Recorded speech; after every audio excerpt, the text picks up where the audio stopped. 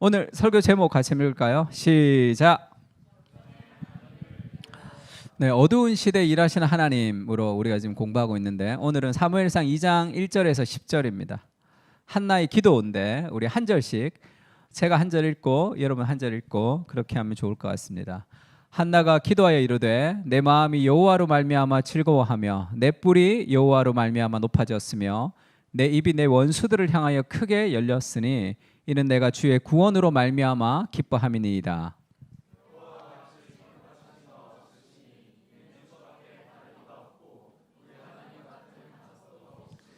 심히 교만한 말을 다시 하지 말 것이며 오만한 말을 너희의 입에서 내지 말지어다. 여호와는 지식의 하나님이시라 행동을 달아보시느니라. 풍족하던 자들은 양식을 위하여 품을 팔고 줄이던 자들은 다시 줄이지 아니하도다. 전에 임신하지 못하던 자는 일곱을 낳았고 많은 자녀를 둔 자는 쇠약하도다.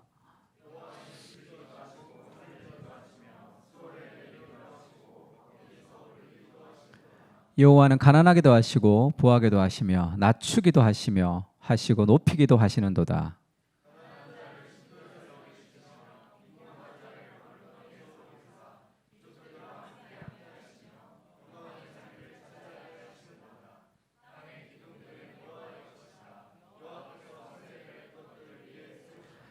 그가 그의 거룩한 자들의 발을 지키실 것이요 악인들을 흑암 중에서 잠잠하게 하시리니 힘으로는 이길 사람이 없음이로다.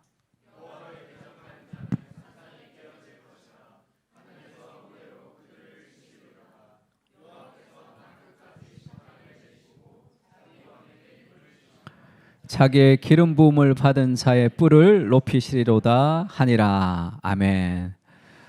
이 한나의 기도문이 나와 있는데 이 한나의 기도는 두 가지 특징이 있습니다. 하나님이 어두운 시대에 어떻게 일하시는가 하면 어두운 시대에 하나님이 이름 없는 한 여인의 기도를 통해서 하나님 일하시는 거죠. 그 여인이 가지고 있는 삶의 스트레스, 삶의 갈등, 그것으로 촉발된 이름 없는 한 사람의 기도를 통해서 하나님이 어두운 시대를 이루어 가신다. 우리 기도를 통해서 일하신다. 이렇게 얘기했습니다. 이 기도 속에서 한나가 기도를 시작하면서 기도는 두 가지를 이렇게 바꾸는데 오늘 한나의 기도도 두 가지 특징이 있습니다. 첫 번째는 확장해. 기도는 우리를 확장시킵니다. 내 중심에서 다른 사람과 세계를 품으면서 기도는 우리의 시야를 확장시켜요. 삶에 있어서. 두 번째 기도 속에서 역전, 이게 바뀐다고. 그러니까 이 비유로 이 한나가 높은 자를 낮추시고 가난한 자를 높이시고 그런 식의 표현이 많은데 성경엔 마리아의 기도도 그렇고 그것은 하나님의 이 역전의 은혜를 보여주고 있어요. 이 역전이라는 것은 대부분의 사람들은 자기가 자기를 막고 있어요. 내가 능력이 없고 내가 실력이 없고 내가 부족하고 거기에 매여 자기 한계 아래. 그러니까 하나님께 기도하면서 그 한계로부터 역전이 된다. 삶에 있어서 내 삶의 한계가 벗어나는 거죠. 나는 부족하지만 하나님의 능력이 내 삶을 통해서 일할 수 있다라는 그 삶의 역전이 일어나는 거예요. 그렇게 삶이 변화되는 겁니다. 그런 기도를 통해서 하나님 일하시는 이 두 가지를 좀 살펴볼 텐데 우리가 그 한나가 이 2장의 기도를 하기 전에 그 어떤 일이 있었냐면 1장 17절 18절에 이런 일이 있었죠. 같이 한번 읽어봅시다. 엘리가 시작.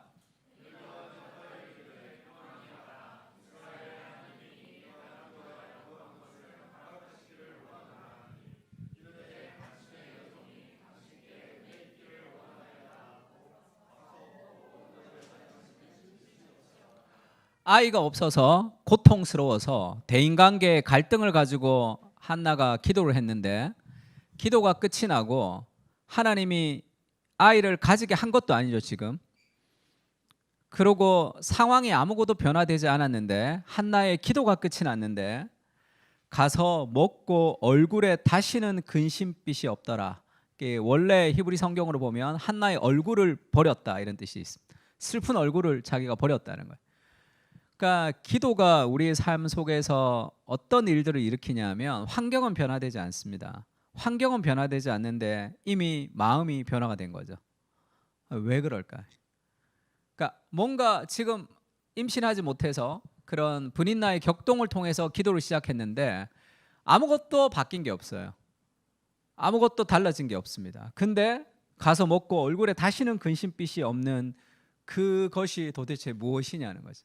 그 한나에게 있었던 그거는 하나님의 임재, 기도 가운데 하나님의 임재를 경험할 때 그때 삶의 많은 부분을 해소할 수 있습니다. 우리가 그 기도를 좀 배워야 되는데, 팀 켈러가 기도에서 그런 얘기예요. 우리가 기도를 배워야 된다 하면서 그 성경 구절 하나를 얘기하는데 베드로전서 1장 8절입니다. 같이 한번 읽을까요? 시작.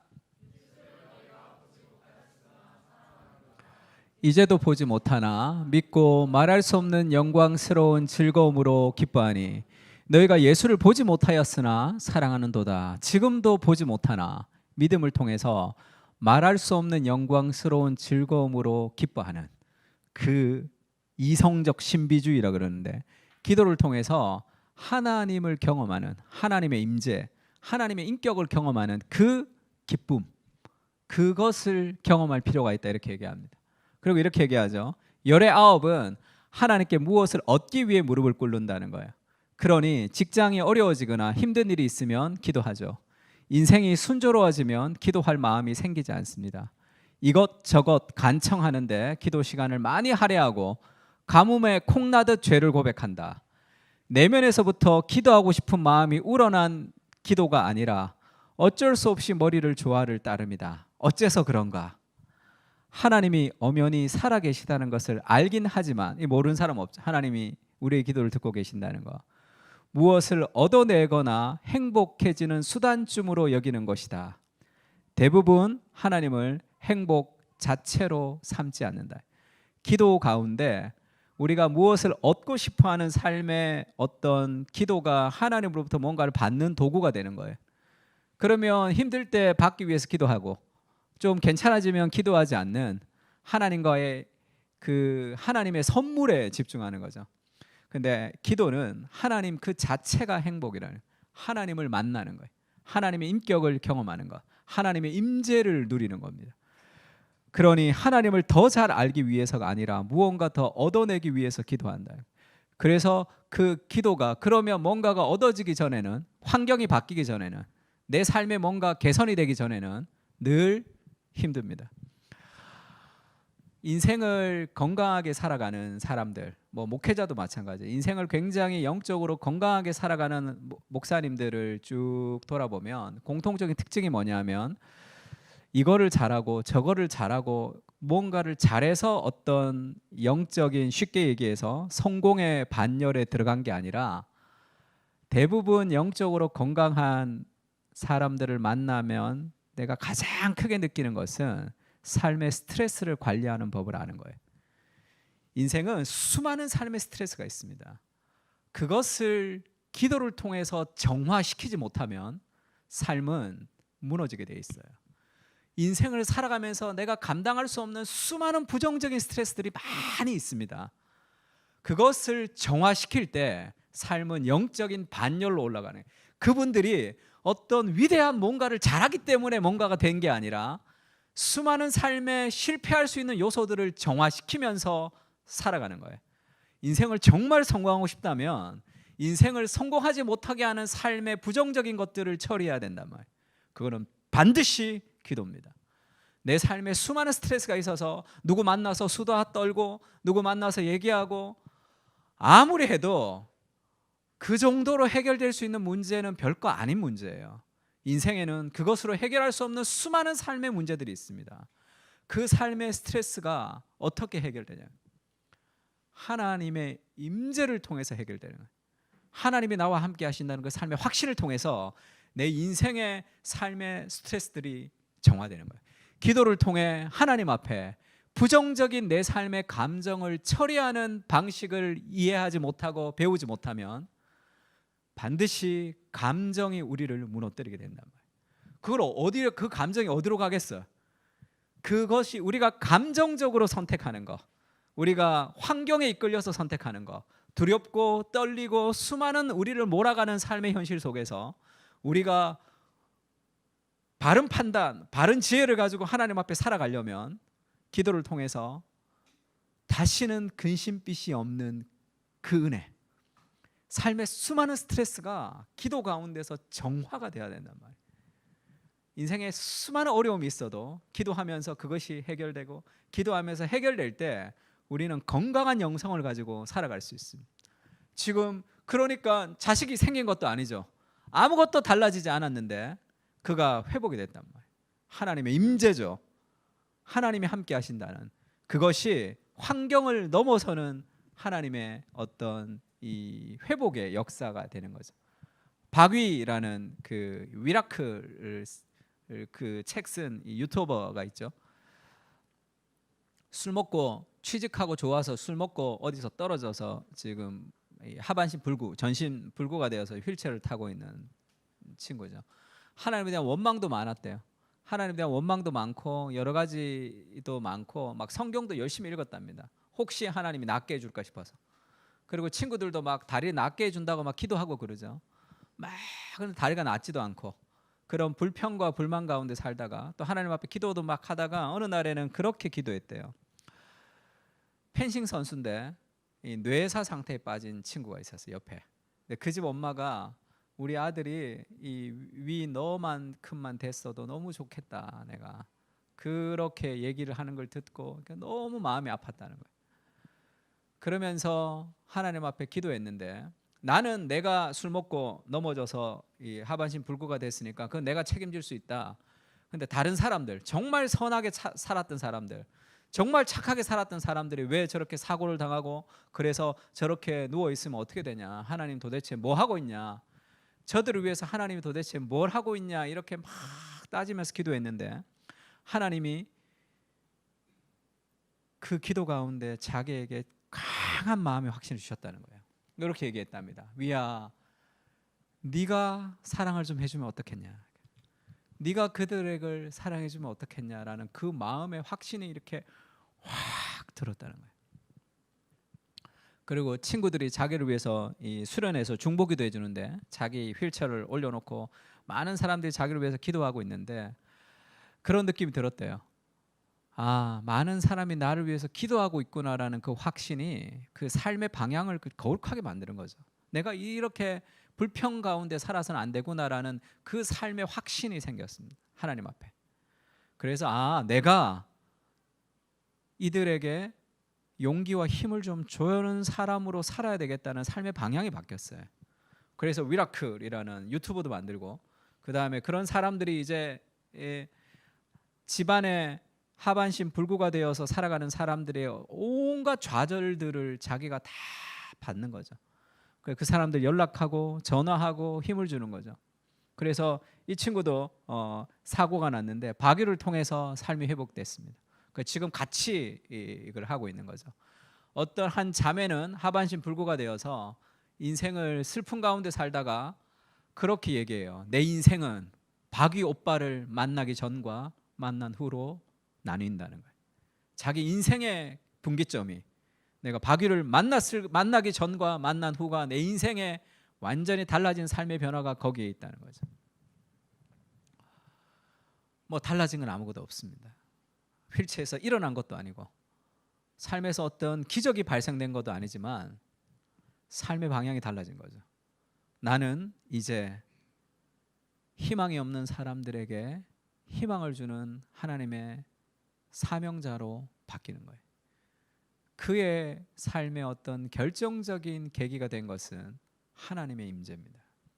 그것이 삶을 바꾸는 거예요. 욥도 그렇게 얘기하죠. 욥이 하나님 앞에 기도합니다. 하나님, 왜 내가 고통을 당합니까? 내가 고통을 당하는 이유를 얘기해 주세요. 그렇게 얘기하죠. 내 고통당하는 이유, 내가 왜 고통당하는지 당신이 좀 알려달라.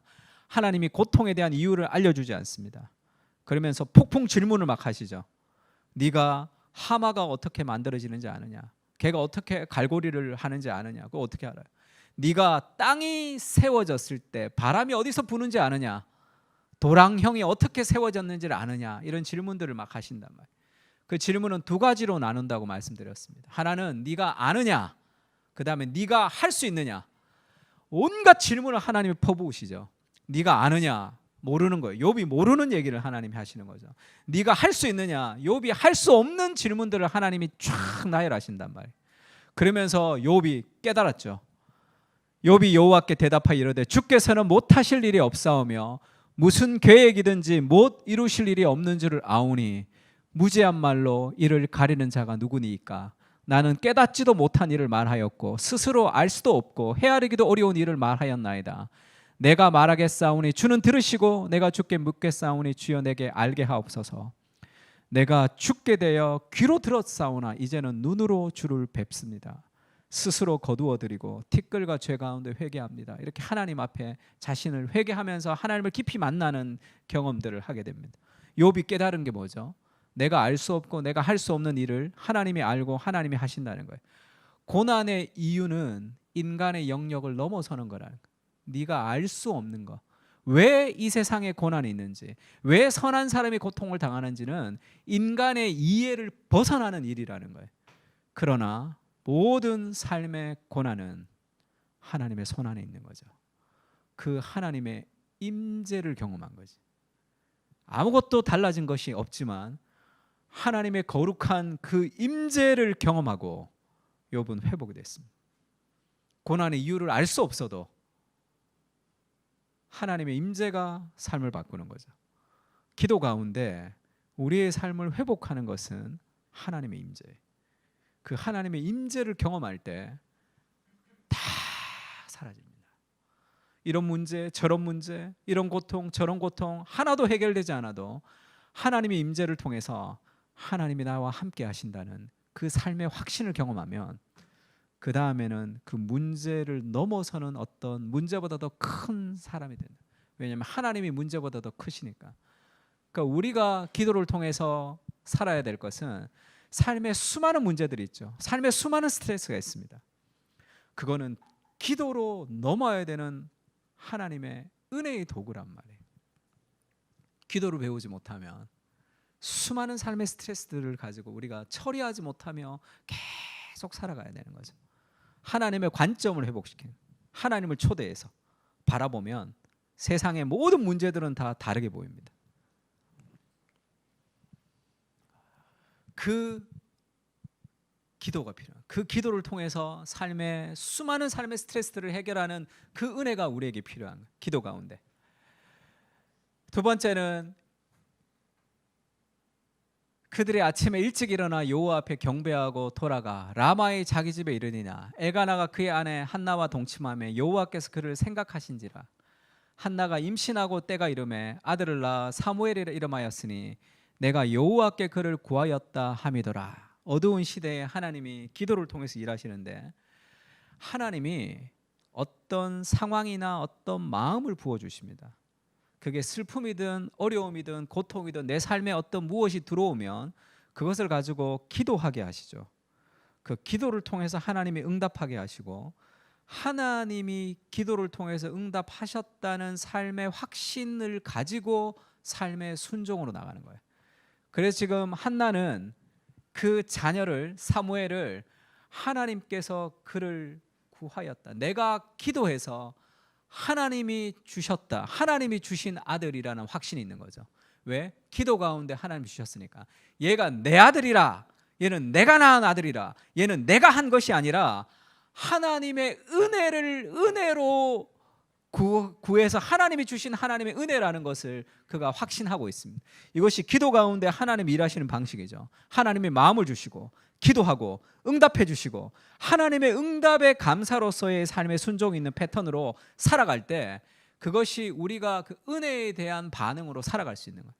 사무엘이 태어났는데 와 기쁘다가 아니라 내가 여호와께 그를 구하였는데 여호와께서 그를 내게 주셨다. 하나님의 은혜로서 있는 삶의 감사가 있는 거예요. 그래서 한나가 어떻게 합니까? 그 사람 엘가나와 그의 온 집이 여호와께 매년제와 서원제를 드리러 올라갈 때 한나가 올라가지 않습니다. 그의 남편에게 말합니다.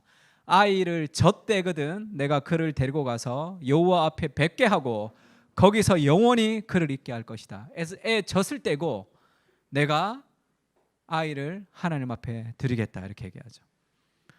하나님이 은혜로 내게 주신 것에 대한 확신이 있을 때 우리가 하나님 앞에 순종할 수 있습니다. 안 그러면 그 젖된 애를 어떻게 드려요? 기도할 때는 기도했지만 기도하고 나서 그 젖된 애를 내가 어떻게 분리하냔 말이에요. 하나님이 은혜로 내게 주신 삶의 확신이 있을 때 우리가 하나님의 말씀에 순종하며 하나님께 드리는 삶을 살아갈 수 있단 말이에요. 그의 남편이 그에게 이르되 그대의 소견에 좋은 대로 행하여 젖되기까지 기다리라, 그렇게 얘기합니다. 지나 영이라는 그 존스 홉킨스 대학의 그 정신과 소아정신과 의사가 있죠. 이분이 코어 마인드라는 책을 썼습니다. 근데 이분 책은 참 재밌어요. 어떤 거는 뭐 신앙 굉장히 신앙적이고, 어떤 거는 어디 이렇게 심리학적인 그런 게 막 섞여 있어서 이걸 추천을 해야 될지 말아야 될지 잘 모르는 그런 애매한 지점이 있는데, 이분이 제가 이 책 읽으면서 굉장히 감동받았던 게 뭐냐면, 이분이 미국에 사니까 우리나라에 갔더니 우리나라의 사람들은 다 I have to 뭘 해야 되는 게 많아요. 내가 이거 해야 되고 저거 해야 되고 이거 해야 되고 저거 해야 되고, 그렇게 살아가니까 삶에 스트레스가 많다는 거예요. 다 사람들이 그렇게 그게 문화의 내러티브라 그러죠. 거기에 돌려서 살아가는 거예요. 거기 속아서 사는 거예요. 그런 막 세상이 주는 문화적 내러티브가 있으니까 이거 해야 될 게 너무 많은 거예요. 그러니까 다 I have to로 살아간다. 이거 해야 되고 이거 해야 되고. 한 단계 더 나가는 게 I choose to, 내가 선택해야 되는 거예요. 내가 나 하기 때문에 그냥 밀려 사는 게 내가 선택해야 된다. 자기 중심적이죠. 내가 주도적으로 삶을 선택해야 된다. 그거는 그렇게 바람직한 상태는 아닙니다. 근데 한 단계 더 나가는 얘기를 해요. I get to가 돼야 된다, 이렇게 얘기해요. 무슨 얘기냐면, 자기가 한국에서 의사시험 떨어지고 미국 가서 의사시험에 합격했어요. 그러니까 미국에서 정신과 의사를 하면서 정말 잘 나갔어요. 열심히 일했습니다. 어느 날 불치병이 걸렸어요. 그래서 1년을 일을 못하고 그냥 쉬었습니다. 불치병이 걸려서 건강이 회복되지 않으니까 회사에서 일을 못한 거예요. 그러다가 1년 만에 어머니가 와서 밥 해주고 막 이러면서 1년 만에 기적적으로 몸이 조금씩 회복이 됐어요. 그러니까 일하러 좀 가야 되겠다 생각이 들어서 일주일에 이틀, 그 다음에 3일 일하러 갔습니다. 근데 운전할 힘이 없어서 자기 남편이 운전해 줬어요. 그러면서 자기가 일했던 그 병원을 지나가는데 눈물이 막 차올랐다는 거예요. I have to가 아니죠. 내가 일하러 가야 된다가 아니잖아. 내가 일할 수 있다니. 그게 I get to go to work죠. 내가 일할 수 있구나.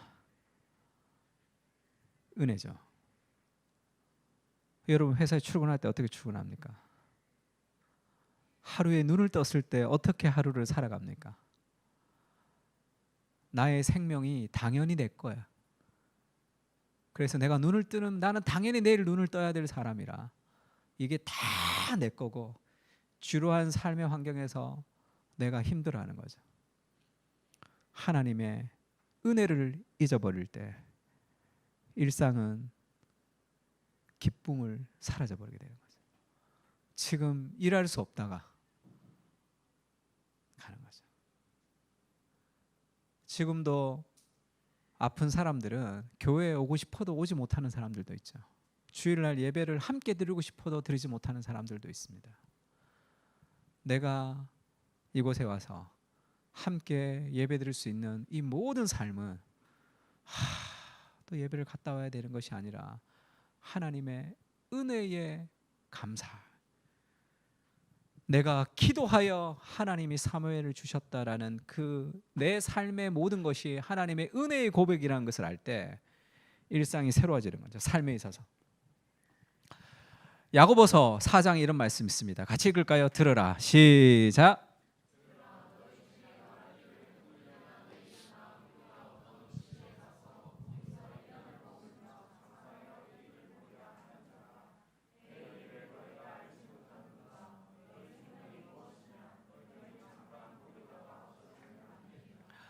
어떤 사람이 그렇게 얘기하는 게, 오늘이나 내일이나 우리가 어떤 도시에 가서 1년을 머물며 거기서 장사해서 돈을 좀 벌어보자 라고 말하는 너희들아, 내일 일을 너희가 알지 못하는도다.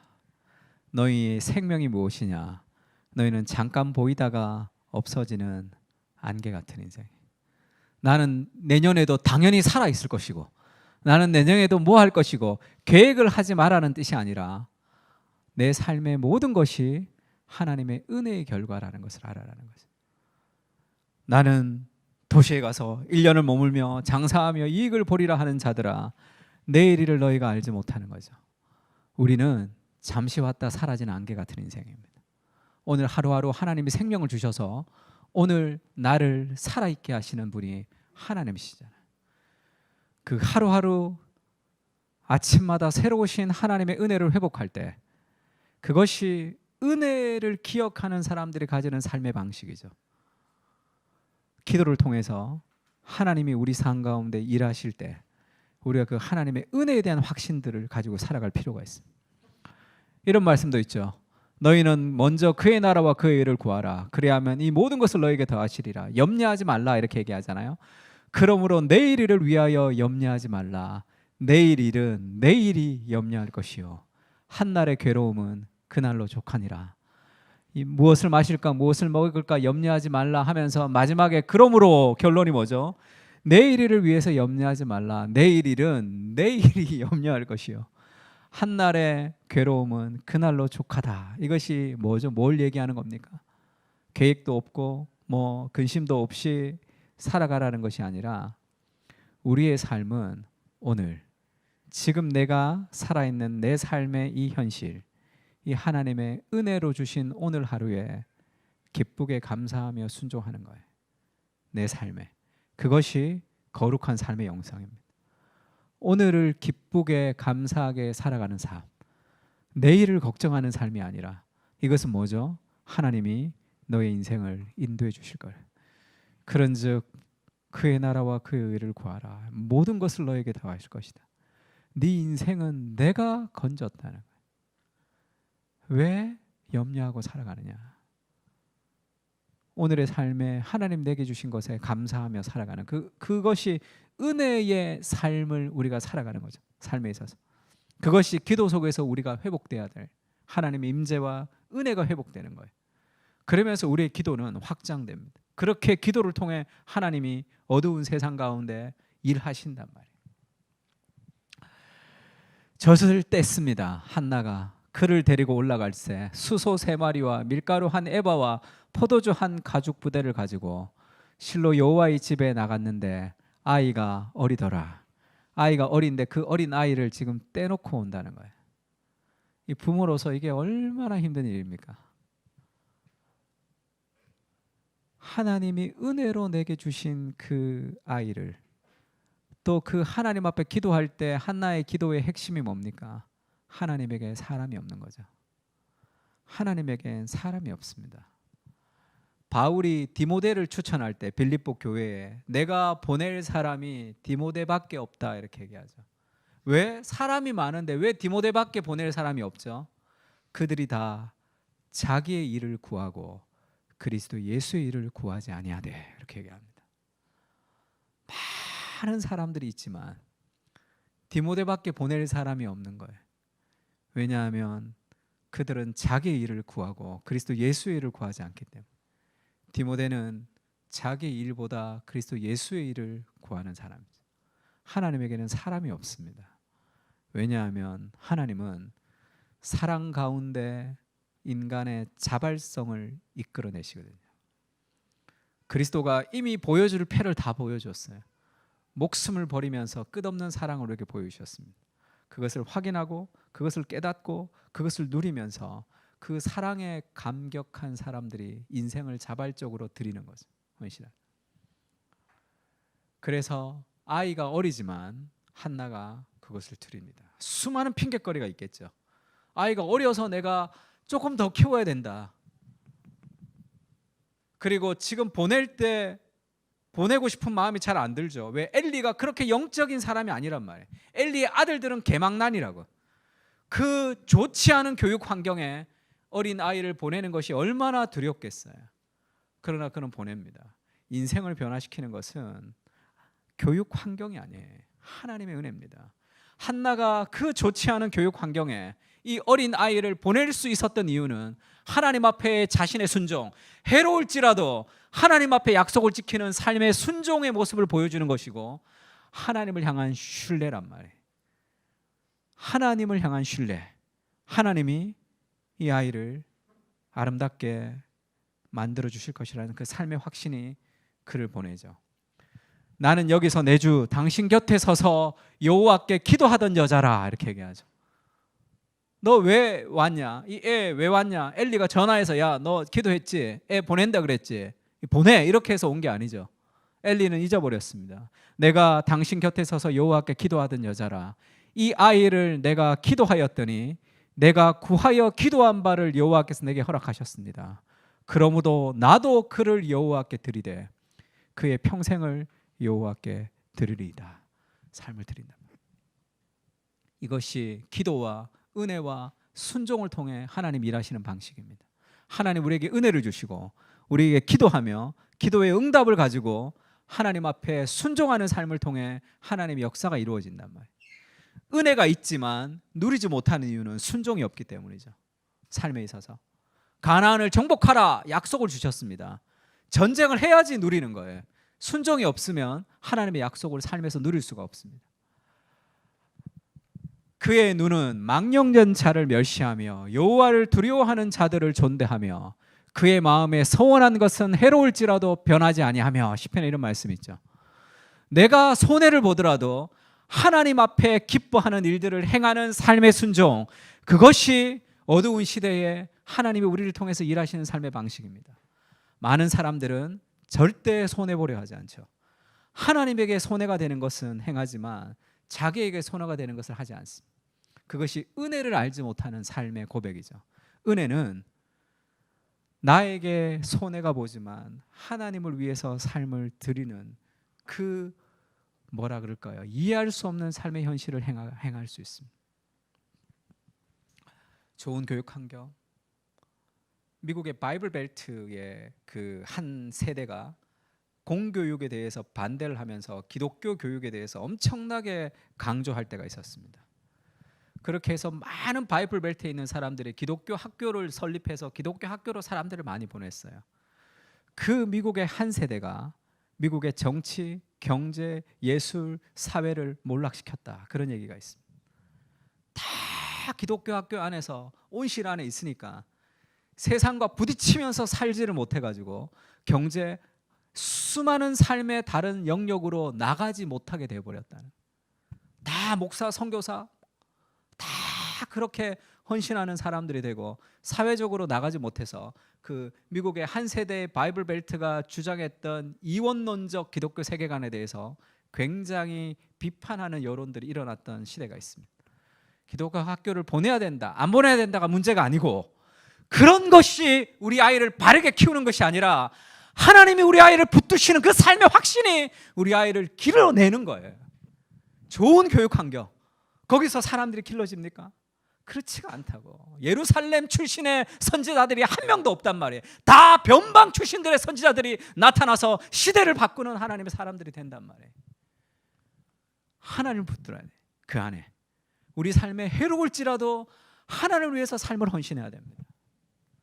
그 삶, 내가 손해를 볼지라도 하나님을 위해서 삶을 헌신하는 그 은혜의 삶의 확신이 필요한 거죠. 그것이 좀 회복될 필요, 순종이 좀 회복될 필요가 있습니다. 오늘은 다 자기 중심이죠. 내 시간, 그것을 가장 중심이라고 하고 하나님을 왔다 갔다 하면서 맞추는 것. 그렇게 편하게 살아가는 거죠. 편하게 살아가는. 하나님의 기준 앞에 우리를 맞추는 그런 은혜가 필요한 시대가 되었다, 그렇게 생각합니다. 그렇게 살아가지 못했을 때 어떻게 되냐? 엘리의 아들들은 제사장의 아들들입니다. 행실이 아주 나빴어요. 여호와를 알지 못했습니다. 그래서 사람들이 제사를 드리러 오면 제사장에게 주는 몫이 있죠. 그거는 내 거라 생각한 거예요. 그냥 그것을 통해서 이 예배를 하나님이 받으셨다라는 그런 삶의 고백인데, 야, 제사장한테 줘야 되지. 그거 제사 드리기 전에 먼저 갖고 와. 이렇게 좋은 거 잘라가지고 자기들이 먼저 갖고 간 거예요. 하나님의 예배를 아주 우습게 한 거죠. 그래서 그렇지 않으면 억지로 뺏어버렸어요. 엘리의 아들들, 사무엘과 완전히 다른 거죠. 제사장의 아들이었지만 그들의 삶에 하나님을 향한 경외심이 없었습니다. 이 소년들의 죄가 여호와 앞에 심히 크면 그들이 여호와의 제사를 멸시함이었더라. 엘리가 그들을 그렇게 얘기합니다. 그 아들에게 이르되 너희가 어찌하여 이런 일을 하느냐? 내가 너희의 악행을 이 모든 백성에게서 듣노라. 내 아들들아 그리하지 말라. 내게 들리는 소문이 좋지 아니하니라. 너희가 여호와의 백성으로 범죄하게 하는도다. 사람이 사람에게 범죄하면 하나님이 심판하려니와 만일 사람이 여호와께 범죄하면 누가 그를 위하여 강구하겠느냐? 그들이 자기 아버지의 말을 듣지 아니하였다. 이 제사장의 가정이 완전히 무너진 거죠. 그러니까 그 영적인 그 무너짐이 크다는 걸 보여주는, 그 가정을 통해서 그 시대의 영적인 상황을 보여주는 거예요. 하나님이 엘리를 심판할 때 그렇게 얘기합니다. 너희는 어찌하여 내가 내 처소에서 명령한 내 재물과 내 예물을 밟으며 네 아들들을 나보다 더 중히 여겨 내 백성 이스라엘을 드리는 가장 좋은 것으로 너희를 살찌게 했느냐? 엘리의 우상이 뭐죠? 네 아들들을 하나님보다 더 중하게 여긴 거예요. 그래서 그들은 하나님을 멸시하며 살아가는 사람으로 살아갔습니다.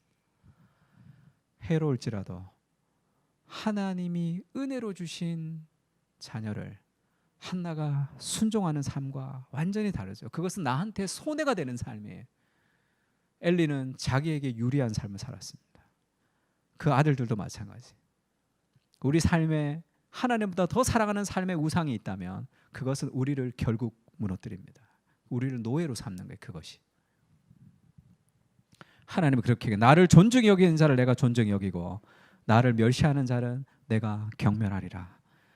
하나님의 영광, 존중히 여긴다 할 때 무겁다라는 단어가 쓰였습니다. 그래서 하나님의 영광스러움 할 때 그 무겁다라는 그런 이 카보드라는 단어가 쓰였어요. 나를 존중히 여긴다 할 때 하나님을 무겁게 생각한다는 뜻이에요. 하나님을 가볍게 생각한 거예요. 그럼 뭐를 무겁게 생각했죠? 자기의 삶을 더 무겁게 생각한 거예요. 자기의 삶을 더 중요하게 생각한 거예요.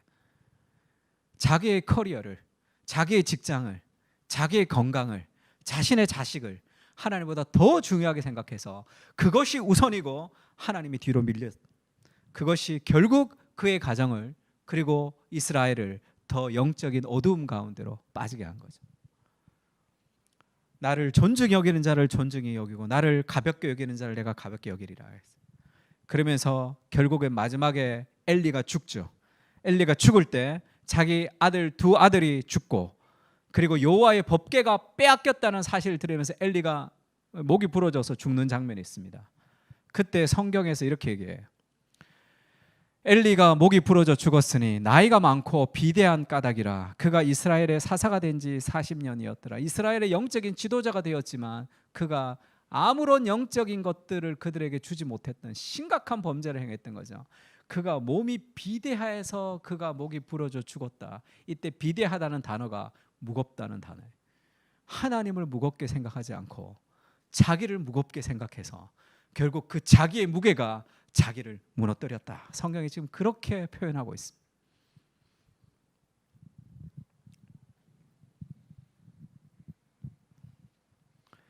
그러나 한나가 다르죠. 사무엘은 어렸을 때 세마포 에봇을 입었습니다. 제사장이 입는 세마포 에봇을 어린 아이가 입으니까 매년 애가 자라잖아요.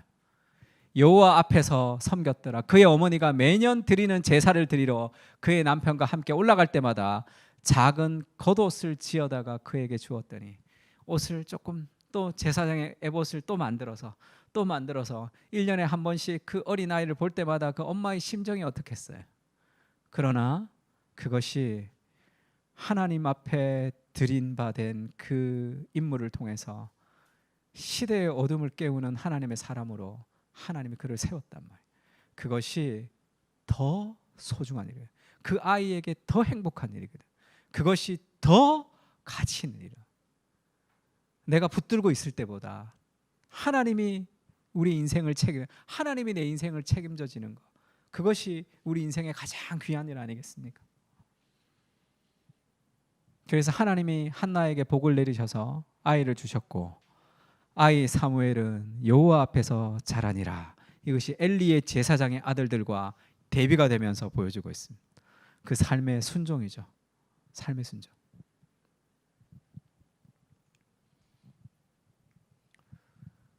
그런 하나님의 임재와 그런 그 하나님 앞에 은혜에 대한 반응을 가진 그 한나가 기도할 때 두 가지가 나왔다 그랬죠. 하나는 확장이라 그랬습니다.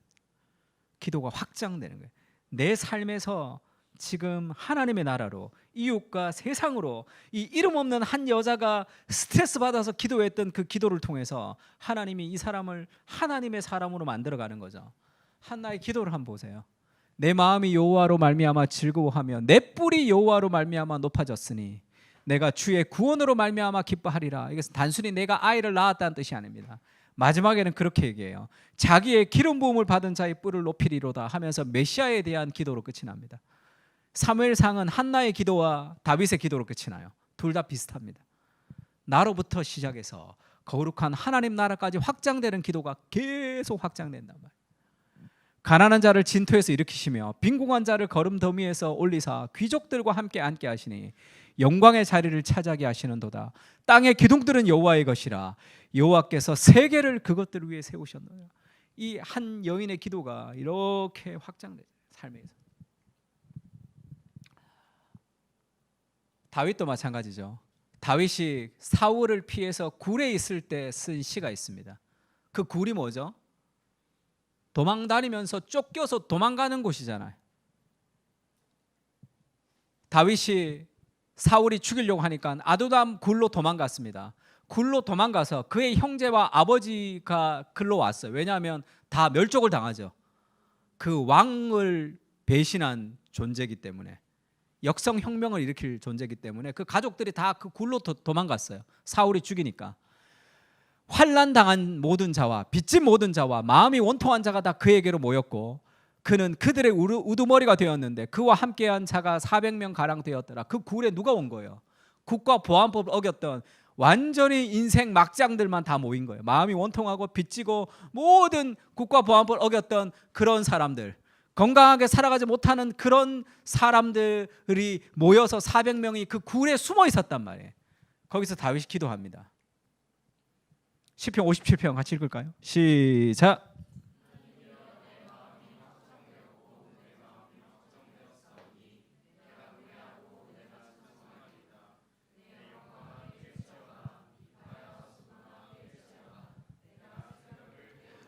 얼마나 인생이 어두워요. 내가 언제 죽을지 모르고 우리 가족도 언제 죽을지 모르고 그래서 빚진 자, 환난당한 자, 마음이 원통한 사람 400명을 데리고 굴에 숨어 있는데 다윗의 기도가 다윗을 변화시키는 거죠. 하나님이여, 내 마음이 먼저 확정이 됐습니다. 너무 세상이 어둡고 역사가 어두운 시대죠. 그 어두운 시대에 마음을 확정하고 노래하죠. 비파를 깨우고 수금을 깨워서 소리를 질러서 잠자는 새벽을 깨우고 싶다는 거죠. 이 어두운 세상에, 이 역사의 어두운 현실 속에 피해가지고 내가 언제 살까 언제 죽을까 그렇게 살아가는 인생이 아니라 다윗이 기도하면서 하나님의 임재를 누리고 그 기도가 확장되는 거죠. 하나님, 내 마음을 확정됐습니다. 내가 잠자는 이 역사의 어둠을 깨우겠습니다. 그 기도가 시대를 깨우는 거죠. 그러면서 그 기도가 확장이 됩니다. 주여, 내가 만민 중에서 주께 감사하며 물은 나라 중에서 주를 찬송하리이다. 주의 인자는 커서 하늘에 미치고 주의 진리는 궁창에 이르나이다. 하나님이여, 주는 하늘 위에 높이 들리시며 주의 영광이 온 세계 위에 높아지기를 원하나이다. 우리가 어릴 적에 불렀던 찬양이죠. 이것이 다윗이 그 굴에서 불렀던 찬양이에요. 그것이 기도가 우리의 인생을 확장시키는 거예요. 삶의 수많은 스트레스로부터 시작된 기도가 하나님의 거룩한 임재를 통해서, 하나님의 은혜의 순종을 통해서 우리의 기도는 확장됩니다. 그 기도를 통해 하나님이 시대의 어둠을 깨운단 말이에요. 그리고 역전되는 거죠. 풍족한 자들과 양식을 구하는 자들이 품을 팔고 이것이 뒤바뀐다는 거예요. 다 하나님의 역사는 다 역전의 역사입니다.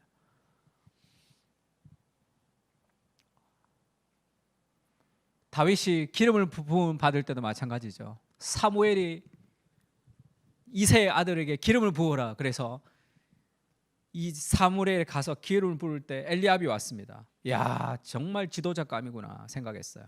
쉽게 얘기하면 공부도 잘하고 똑똑하고 리더십이 있고 실력 있고 모든 좋은 교육 환경에서 잘 배웠던 그런 사람이 나타난 거예요. 근데 하나님이 그를 통해 일하지 않습니다.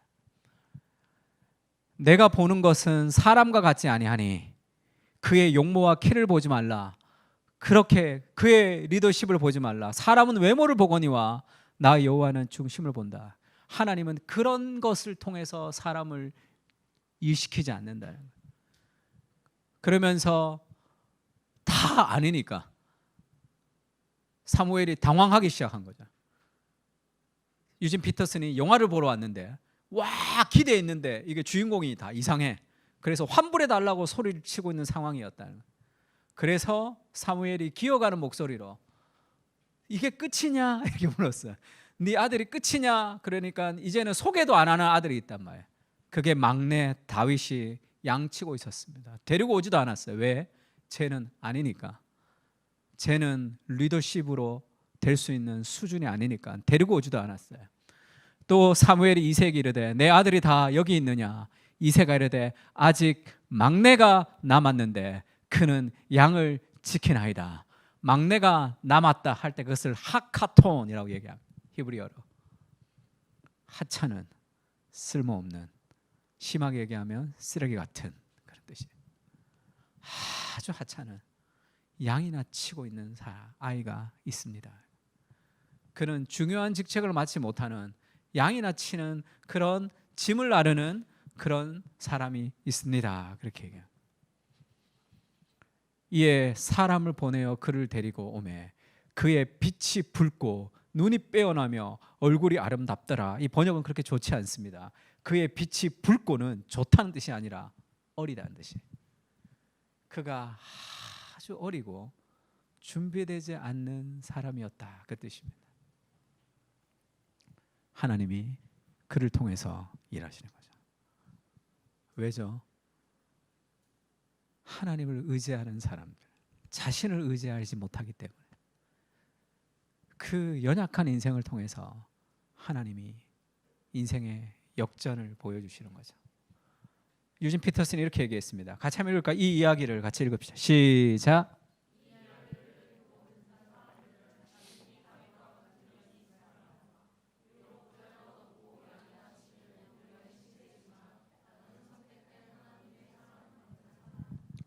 이 이야기를 듣고 읽는 사람들이 자신이 다윗과 같은 면이 있음을 안다는 거죠.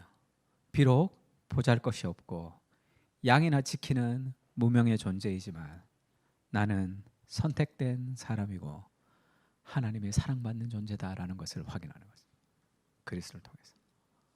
그때 우리는 연약한 인생을 기도하며 하나님을 의지하고 하나님을 통해서 내 삶을 통해 일하시는 하나님의 능력을 우리가 경험할 수 있습니다. 짧게 두 가지만 얘기하고 마쳤으면 좋겠는데, 하나님이 다윗을 택하시고 양의 우리에서 취하시며 젖 양을 지키는 중에 그를 이끌어내사 그의 백성인 야곱의 그의 소유인 이스라엘을 기르게 하셨더니 그가 마음의 완전함과 손의 능숙함으로 그들을 지도하였다. 다윗이 왕으로 잘 통치했는데 하나님이 양의 우리에서 취했습니다. 전양을 지키는 중에 그를 이끌어내어서 그의 백성인 이스라엘을 기르게 하셨다. 이게 무슨 말이에요? 하나님이 양 키우던 형편없는 사람을 불러서 왕 세웠다 이 말이 아니고, 그가 양을 키우던 사람이었는데 그가 양 키우던 그 마음과 그 기술, 그걸 그대로 사용하셔서 이스라엘을 기르게 하셨다는 거예요. 내가 하고 있는 가장 하찮은 내 삶의 현실의 일들, 그 일상의 거룩을 통해서 하나님이 내 인생을 그렇게 만들어 가십니다. 왕이나 목장이나 목동일이나 다윗에게는 똑같은 거예요. 양을 사랑해서 양을 위해서 목숨을 걸고 양을 어떻게 하면 잘 기를 수 있을까 했던 그 마음 그대로 왕이 되어서 똑같이 백성들을 어떻게 잘 먹이고 어떻게 잘 기를 수 있을까 하나님 앞에 기도하며 그렇게 살아간 거예요. 삶의 패턴을 똑같이 그냥 한 거예요. 요셉도 마찬가지죠. 요셉이 보디발의 집에서 막 회계나 정리하고 그렇게 허드렛 일을 했던 집사로 일했단 말이에요. 그리고 감옥에 가서 또 그 일을 했어요. 감옥에서 이 재정부 관리하고 뭐하고 했단 말이에요. 그 다음에 총리가 되어서 그 일 하는 거예요. 그냥 나라를 관리하는 거잖아. 늘 하던 거 하는 거예요. 가장 삶에서 아무것도 아닌 삶의 하찮은 그 일을 하나님과 함께 성실하게 행했던 그 인생을 통해서 하나님이 일을 하시는 거예요. 시편 18편 29절 읽고 좀 맞췄으면 좋겠는데 같이 한번 읽을까요? 시작.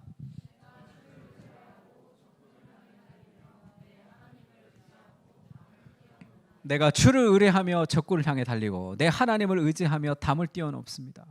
이 브레이크트루라 그러죠. 이 하나님의 브레이크트루가 있다. 삶의 담을 뛰어넘는 거죠. 왜냐하면 내가 할 수 없다는 삶의 절망 필요하죠. 내가 할 수 없기 때문에 하나님을 의지합니다. 그래서 주를 의뢰하고 적군을 향해 달리는 그 삶의 용기가 하나님에게서 오는 거죠. 그리고 하나님을 의지하며 인생의 담을 뛰어넘는 거죠. 인생의 기도를 통해서 우리의 삶을 역전시키는 하나님의 역전이라는 것은 나에 대한 인식, 내가 아무것도 할 수 없는 연약한 존재라는 인식, 그래서 하나님을 더욱 의지하게 합니다. 그 기도를 통해서 아무것도 아닌 인생을 통해 하나님 일하신다는 삶의 확신을 가지는 거죠. 그렇게 인생의 담을 뛰어넘는 삶의 확장과 역전이 일어나는 그 기도를 통해 하나님 우리 가운데 일하시는 거죠. 그런 기도의 사람이 되었으면 좋겠습니다. 그렇게 해서 우리 인생이 하나님 주셨던 그 복을 다 누려야 될까? 한번 찬양합시다. 우리 아까 불렀던 찬양인데